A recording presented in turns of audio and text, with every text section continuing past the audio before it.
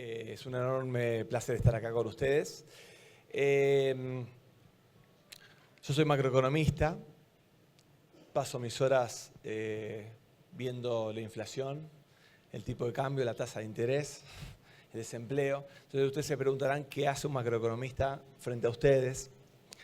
Bueno, soy un macroeconomista que tiene una inclinación por tratar de entender cómo la macro incide sobre lo productivo, y en este caso, por una deformación personal, desde hace varios años, desde que hacía mi tesis doctoral, me interesó mucho cómo había pasado algo que mencionaba Luis, para darle un tono más optimista. No porque no fuera optimista el de Luis, porque fue bastante optimista, pero para agregarle optimismo, el corredor 65 estaba muy lejos a fines de la década de los 90 y tuvo una explosión, se corrió rápido, no sé si llegó a estar en el primer tier, pero estuvo ahí nomás. Y después se nos estancó. O sea que las capacidades están. Quiero empezar por un lado distinto. Quiero darle una perspectiva. Voy a bajar desde un poco de historia argentina a pasar a la ciudad, al impacto, a lo que hablaba Luis, del impacto de la economía del conocimiento en la ciudad. Este gráfico que está acá, voy a correr para que lo vean todos bien, es el ingreso por habitante de la Argentina, o el PBI per cápita, medido a precios constantes. Es una imagen deprimente, porque yo nací en el año 1976, que es este puntito que está acá, no acá, este es el 74. Y fíjense que en 2020 llegamos a tener el mismo ingreso por habitante. Y este año vamos a cerrar con un PIB por habitante apenas 6% mayor que este, vale decir, mayor que este. En algún momento, no sé exactamente cuál es el panel que va a estar a las 16 horas, pero a las 16 horas el INDEC va a comunicar cuánta es la pobreza en la Argentina. Y el dato que va a dar va a ser por arriba del 50%. O sea, más de la mitad de la población argentina está por debajo de la pobreza. Y esto obviamente, ese resultado que va a comunicar el INDEC hoy a las 16 horas, está altamente vinculado con esto, y en particular con este proceso de deterioro relativo. Cuando yo estudiaba en los años 90 economía, se hablaba de la economía argentina de la década perdida, que en realidad fueron unos 15 años. Esa fue una década perdida, recién en el 96-97 volvió al mismo nivel. La crisis del 2001-2012, en realidad arranca en el 98, no fue una década, pero fue un periodo de pérdida que nos llevó que al 2005 recién retomemos. Y de vuelta acá, ¿no? Entonces es una historia de un fracaso. Entonces, yo tomaría una palabra, una variable para que me sigan, que es pobreza, el más de 50 de nuestra población, para ver cómo revertimos eso y qué papel tienen todos ustedes en ese proceso. Hace unos años me tocó dirigir un proyecto de investigación con varios economistas en el que lo que tratábamos de hacer era ver cuánto tiempo le podía llevar a la Argentina a reducir la pobreza en X cantidad de años, qué cantidad de crecimiento necesitábamos. Entonces hicimos 3 escenarios. Había un escenario que era el de status quo, un poco mejor, que era que Argentina siguiera creciendo más o menos. Lo había hecho desde la vuelta de la democracia a la actualidad, sin crisis. Y eso les generaba una mejora. En aquel momento, cuando hicimos el estudio, que lo hicimos en 2022, la pobreza, los datos que teníamos eran de 2021, entonces era 41% casi. Y les hubiera llevado hasta 2040 no cambiar, mejorar levemente, ser más estable, bajar la pobreza a 24%. Si nos iba un poco mejor, si nos parecíamos a Uruguay, Colombia, Perú, en 2040 terminábamos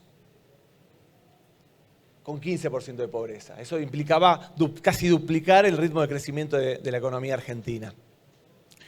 Y si nos iba muy bien, lo más parecido a eso era el ejemplo chileno desde los principios de los 80 hasta la actualidad.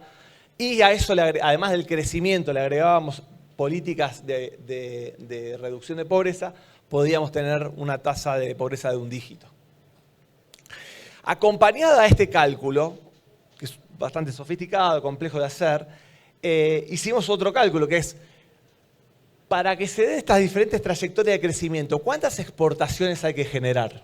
Entonces hicimos la estimación, y estas son las estimaciones, partiendo de unos 87.000 millones de dólares de exportaciones de bienes y servicios.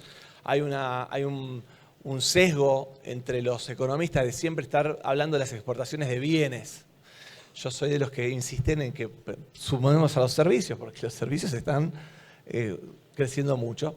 Entonces, con 87.000, en el mejor escenario tendríamos que casi cuadruplicar las exportaciones para llegar a 2040 y tener esa tasa de pobreza que les mostraba recién, esta. O sea, un verdadero dinamismo exportador. Yo soy relativamente optimista. Fíjense que en esta trayectoria para 2030 necesitas 175.000 millones de dólares. Es bastante. Hoy vamos a estar más o menos este año o el año que viene 90.000, 95.000 millones. O sea, no es una cosa loca. Y más aún, todos ustedes lo saben, hay varios sectores que están aportando, que van a aportar, creo yo. Hay bastante convencimiento, me parece, en el sector empresarial y de los analistas, que, por ejemplo, oil and gas, petróleo y gas, pasa de los 8.000 millones de dólares a 2030 a unos 25.000. El presidente de YPF dice 30.000, por ejemplo. O sea, no es algo desatinado. Minería también va a ser un salto muy importante. Y economía del conocimiento también puede duplicar, por ahí más. Pero muestro esta filmina para mostrarles una cosa que mencionó Luis, que es parte del énfasis y me parece que hay que cambiarlo. Obviamente este es un sector clave para la generación de divisas, pero si lo miramos a la economía del conocimiento como solamente eso, estamos perdiendo la brújula. El desarrollo económico, cuando yo doy clases en la facultad, hablo de las 5 dimensiones del desarrollo económico. Desarrollo económico es básicamente generar actividades con mucha productividad, con crecimiento de mucha productividad. ¿Qué significa mucha productividad? Que por persona se produce mucho más. O sea que año tras año, por empleado, producimos más bienes y servicios. Eso puede tener un problema distributivo, después cómo se distribuye esa ganancia de productividad. Pero créanme, si ustedes ven un país que en 30 años su productividad creció al 5%, ese país 30 años después está mucho mejor. Su sociedad está mucho mejor. Obviamente, las actividades que generan productividad idealmente tienen que generar exportaciones, porque un problema que tenés es que si vos creces, te crecen mucho las importaciones y si no generás divisas para pagar esas importaciones, ese crecimiento se te aborta. Un tema familiar de la economía argentina. El otro tema que te gustaría que tenga un proceso de desarrollo económico es que a medida que vos vas generando productividad y vas generando exportaciones, generes empleo. Porque si no son enclaves. Hay un sector de la economía muy chiquito que tiene mucha productividad, es capaz de generar mucha producción por persona ocupada, se exporta, pero no tracciona al resto de la sociedad. Entonces te queda una pequeña islita o pequeñas islitas en un territorio donde no tenés empleo para todos. Hoy ya somos más conscientes de que el proceso de desarrollo económico tiene que ser sustentable en el sentido de que no tiene que deteriorar el medio ambiente. Y uno quisiera, sobre todo en un país grande como el nuestro, que ese proceso de desarrollo se distribuya homogéneamente, relativamente bien en el territorio, sea federal. un tema del que habló también Luis. Voy a estar tocando una canción parecida a la de Luis, se van a ir dando cuenta. Históricamente, no tanto en este aspecto, de hecho en esto fallaba, históricamente en el proceso de desarrollo capitalista, la actividad económica que tenía estas características era la industria. Porque la industria tiene conocimiento, los ingenieros eran los famosos ingenieros industriales. Hay un montón de conocimiento en la historia de desarrollo capitalista con productividad y conocimiento generada en la industria, en la actividad manufacturera. Las actividades manufactureras, tal vez no es el caso más emblemático del argentino, pero piensen en Corea, en China, en Inglaterra, en su desarrollo capitalista. Son actividades exportables y que exportaban bastante y que generaban empleo. Y generaban empleo de una calidad variada. Los famosos blue collar y white collar, ¿no? Los gerentes con conocimiento y los trabajadores con menos conocimiento. En esto fallaba. Generalmente es típico de las novelas se me fue. Del escritor inglés. ¿Qué me dice? No, no, Wilde no. Se me fue. Bueno, ahí famoso. Bueno, no importa. Se me fue. Conforme pasan los años, el cerebro me funciona peor. Bueno, pero entonces, la caracterización de la industria es primero en las ciudades y después en los suburbios, pero no es una actividad que sea necesariamente federal, es un problema típico. Por eso, si ustedes leen el libro de texto libro de desarrollo económico de los años 50, 60, van a ver que casi usan como sinónimo desarrollo económico e industrialización. De hecho, en la discusión política argentina, un poquito atrasada muchas veces, se habla casi como sinónimo industrialización y desarrollo.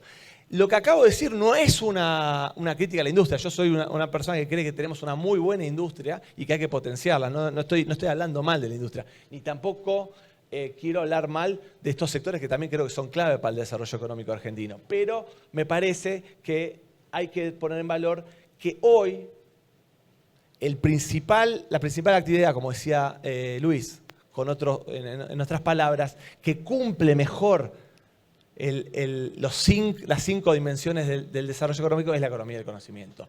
Sí voy a hacer, no soy director ejecutivo de Argencon, entonces me puedo tomar esa libertad, decir que acá tiene un déficit en el sentido de que es más bien empleo muy calificado.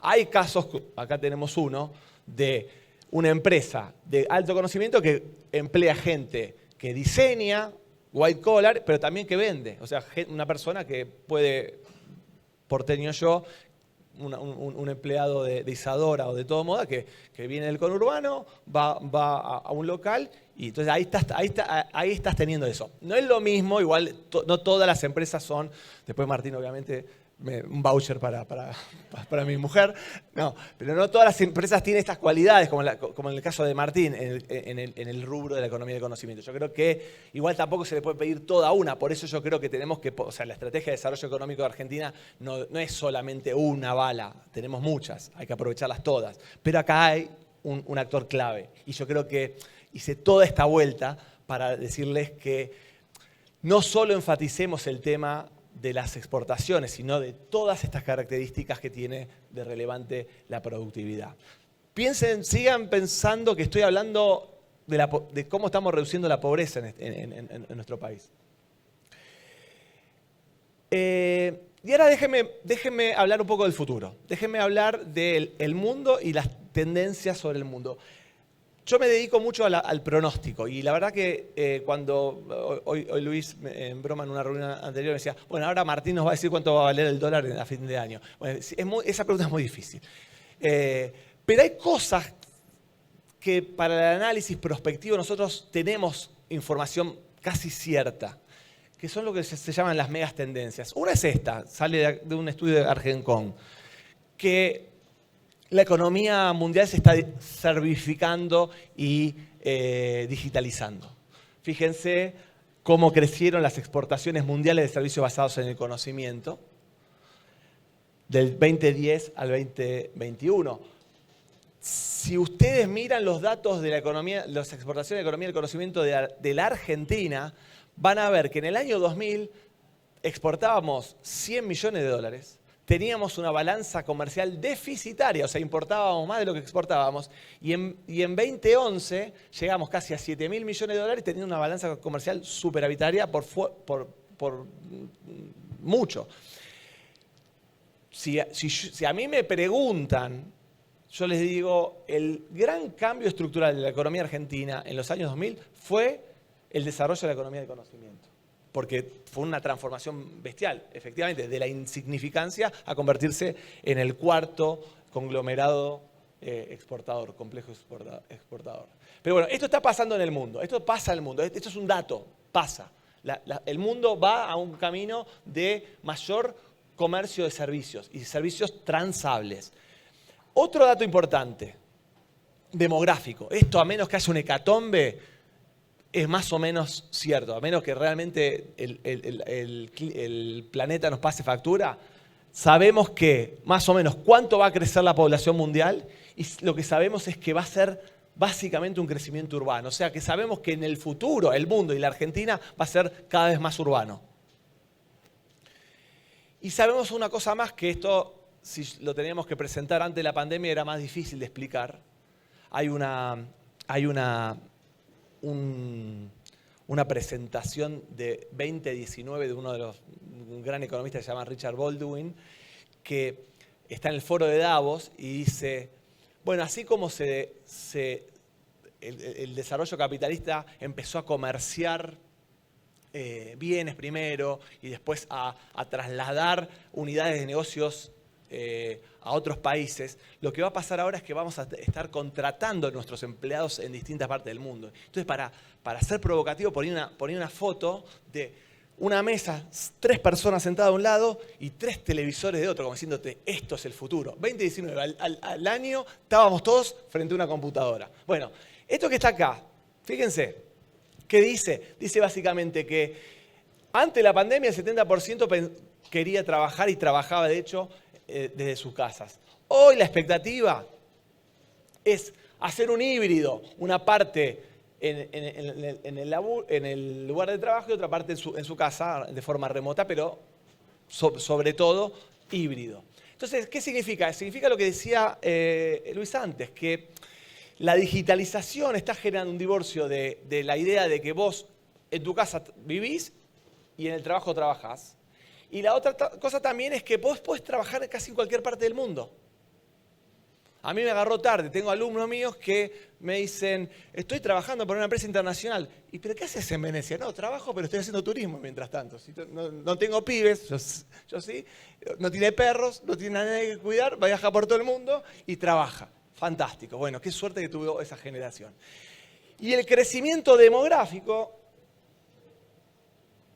me está generando crecimiento urbano. O sea, ¿qué significan para mí estas 3 tendencias? Esto, que va a haber, producto de que el crecimiento urbano está generando problemas en las megasurbes, va a haber, y la posibilidad de deslocalizarte, va a haber gente, ya está pasando, no es nada que ustedes no sepan, va a haber un crecimiento cada vez mayor de las ciudades que yo las llamo intermedias, en el sentido de que no son las megaurbes, las megametrópolis. Y acá es donde va a estar pasando la actividad económica. Acá es donde va a estar, este es el locus de la economía del conocimiento. Déjenme, bueno, acá, datos. Ahí están las megasurbes, los puntos naranjas, ahí están los grandes hubs del conocimiento, pero miren cómo se ha ido desperdigando por el mundo. No sé si acá está Malawi o no, pero están todas estas ciudades que empiezan a ser lugares donde la economía del conocimiento se va desplegando. Déjeme, yo creo que ya me fui extendiendo un poquito en mi parte, y además hay gente que sabe más de esto que yo, está Camila que va a hablar seguramente de esto mucho mejor que yo, pero déjeme decir 2 o 3 cositas sobre la economía del conocimiento y las ciudades. Bueno, primer punto. pareciera que vengo a Tucumán a vender limones desde Buenos Aires. El chiste es que ustedes saben más de esto que yo. El tema es que para potenciar la economía del conocimiento en las ciudades, lo que son importantes son los clústeres. Acá ya hay uno muy, muy potente, lo conocen bien. La teoría económica detrás de esto es que cuando se aglomera hay economías de escala, o sea que hay muchas ganancias de productividad, porque hay transferencia de conocimiento, porque hay generación de ideas, porque se usan infraestructura común para varios, entonces hay muchas ganancias de productividad juntándose. Y hay diferentes formas que en otro momento podemos ir. Esto es un punto importante, esto es muy importante, la promoción de los clústeres. Y esto en las ciudades plantea un problema de política pública, que es que la unidad política no es lo suficientemente fuerte para la promoción. O sea que la ciudad, el gobierno de la ciudad tiene mucho para hacer, pero tiene que coordinar con el gobierno provincial y con el gobierno nacional. Ahí hay una importante desafío de cómo se articula la política pública, que tiene que ir mano a mano con la intervención también público-privada. Por eso este tipo de reuniones son clave para el desarrollo de las ciudades. Y déjenme hacerles una breve reseña de un trabajo que hicimos en Equilibra, que lo hizo José Gasparín, que relevó muchos estudios que analizaban el impacto de políticas de promoción de promoción de economía del conocimiento en diferentes lugares. Acá justo no me aparece la ciudad, pero por ejemplo en el caso de Argentina era Córdoba, ahora no me acuerdo exactamente, falta una columna, no me di cuenta. Pero bueno, son diferentes ciudades en las que se aplicaron políticas. ¿Y qué es lo que veo? O sea, esto es más para vendérselo al intendente, al ministro de producción, etcétera, etcétera. Que todos los estudios que analizaron diferentes variables ven que hay impactos positivos en la producción, en las exportaciones, en la innovación, en el empleo y obviamente en los salarios. O sea, aquellas ciudades que si pensamos en una maratón local, ganan la carrera de atraer industrias del conocimiento a sus localidades, van a ver mejoras en todos estos rubros. O sea, va a ser mejor. Incluso estos estudios no son capaces de estudiar bien lo que llamamos los spillover effects, los derrames. Si yo tengo un polo de economía del conocimiento en una parte de la ciudad, seguramente al lado de eso va a haber un boom inmobiliario, va a haber un desarrollo de restaurantes, bares, actividades diversas. Entonces todo eso genera ganancias varias. Entonces déjenme ir cerrando. La larga historia que les conté, y espero no haberlos aburrido, arranca por un tema que a mí y creo que a todos nosotros nos preocupa, que es que Argentina está, después de muchos años de decadencia, está enfrentando un problema que necesita una urgente solución, que es la reducción de la pobreza. La reducción de la pobreza no se soluciona la pobreza con planes de asistencia que son importantes, eso mitiga, eso da un alivio, pero la reducción de la pobreza de forma sistemática se llama desarrollo económico. Y el desarrollo económico, como vimos, es una combinación de dimensiones que tienen que combinarse para darse. Crecimiento de productividad, exportaciones, generación de empleo, que sea federal y que sea sustentable. Les dije, la economía del conocimiento es y será cada vez más importante en el desarrollo económico argentino. Y en ese proceso, Tucumán, Córdoba, Mendoza, todas las ciudades de la Argentina, Tandil, tiene un enorme potencial para que ese proceso que va a ir ocurriendo indefectiblemente se dé ahí. Y de vuelta, los beneficios para las ciudades son muy importantes, tanto desde el punto de vista económico como social. Bueno, muchas gracias.